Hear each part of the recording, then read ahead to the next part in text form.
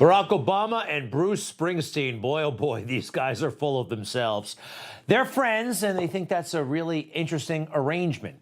I'm not surprised by it. They're rich, they're famous, they got time on their hands. They're both very, very vain, by the way. I mean, these guys take good care of themselves.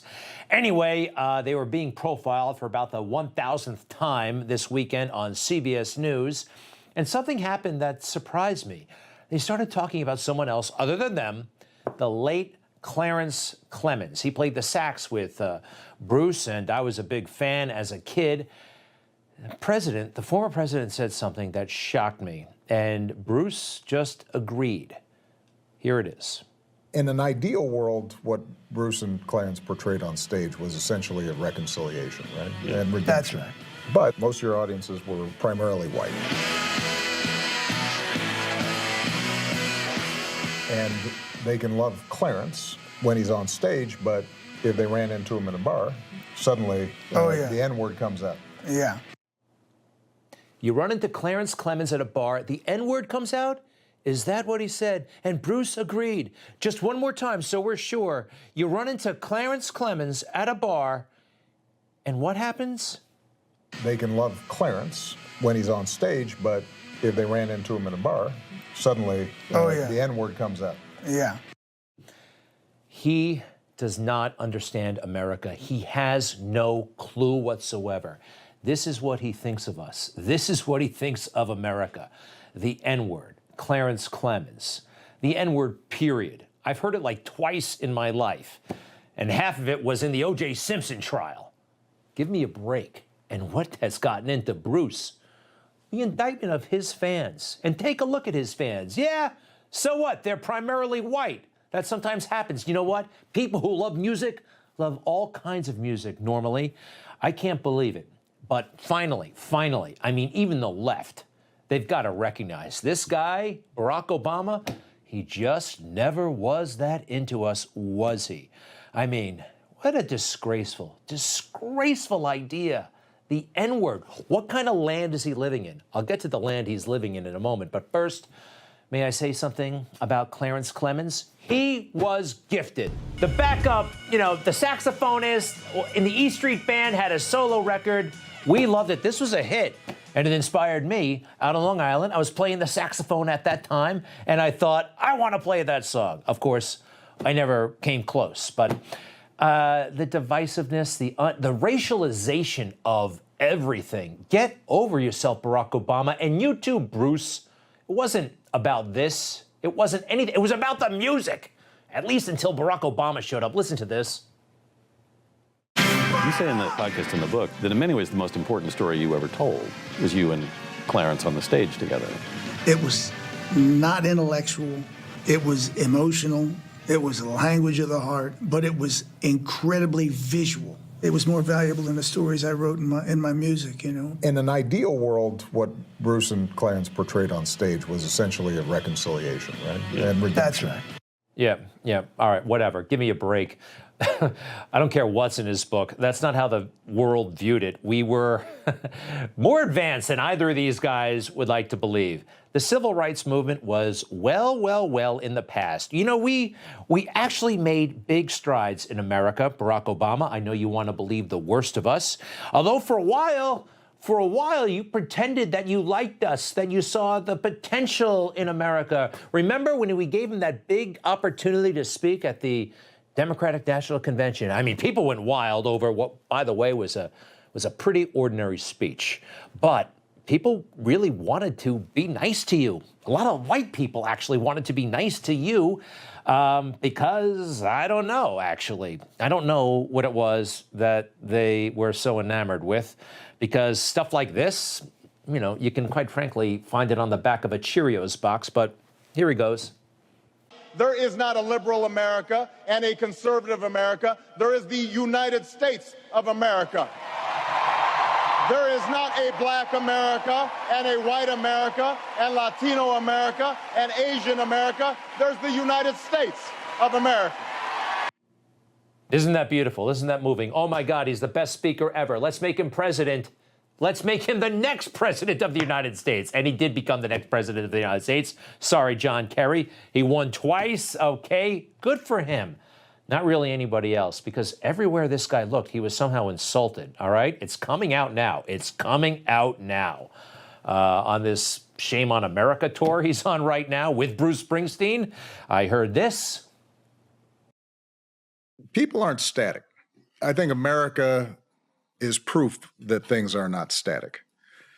So you're absolutely right that we go through moments of backlash. It's always happened. You can argue that there was a pretty strong backlash after I was elected. I think we're still living in it. Wait, whoa. Pretty strong backlash after he was elected. He was elected twice, by the way, and he's still carrying around this resentment. You want to talk about the Tea Party? It wasn't your race. It was your policies. It was your penchant for apologizing for America all the time. You know what? A big secret into this guy and all the people who like him, he doesn't like people. So many people on the left actually don't like people. Take a look. One of his closest aides once made this observation. The truth is, Obama doesn't call anyone, and he's not close to almost anyone. It's stunning that he's in politics because he really doesn't like people. Neera Tanden, who, by the way, has a big job with the Biden folks. If you like people, you wouldn't close yourself off to the regular people. You know, he lives a very exclusive life, right? You can't get within 10 miles of this guy, all right? He's ultra protected. He flies private.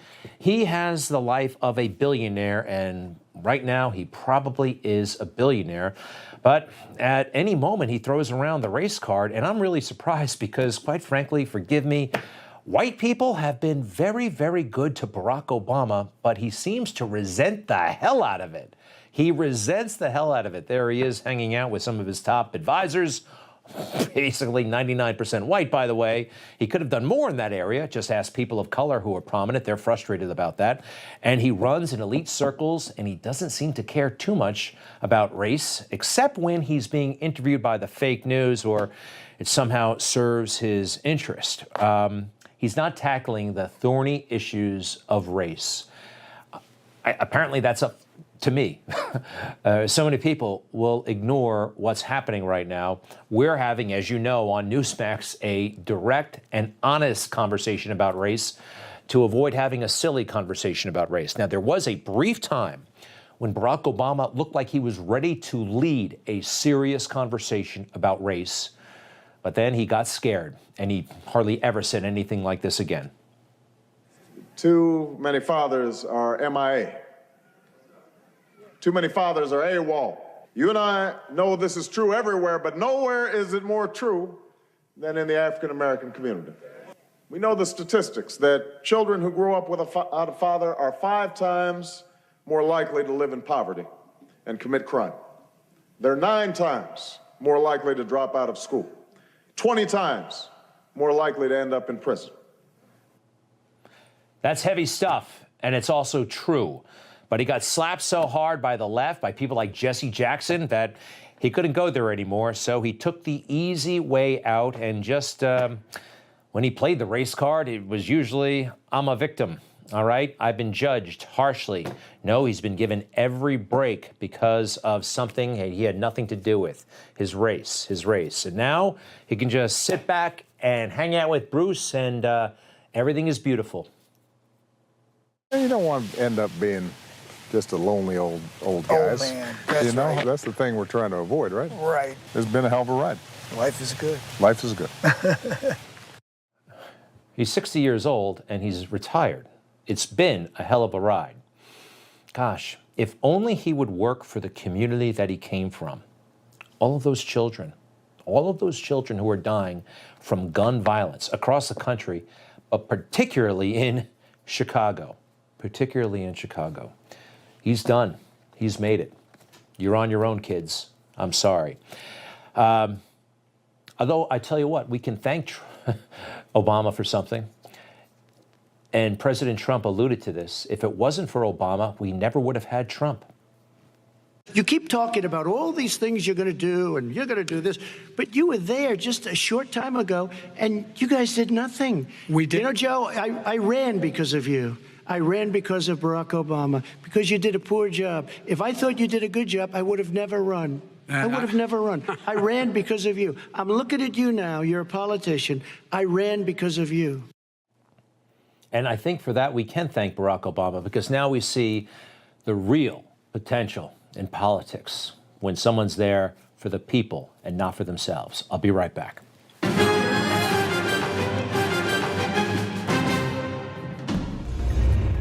Hi, Rob Carson here. If you love watching Newsmax, you're really going to love listening to our new podcast. It's called the Newsmax Daily. I host it, and I give you the best briefing of the big news of the day, top newsmaker interviews, and even, yes, a few laughs. I know it's hard to believe. So if you're driving, walking, exercising, just about anywhere, you can connect with the Newsmax Daily with me, Rob Carson. Find our podcast online or go to iPhone, Spotify, iHeart, Stitcher, and more, and start listening today.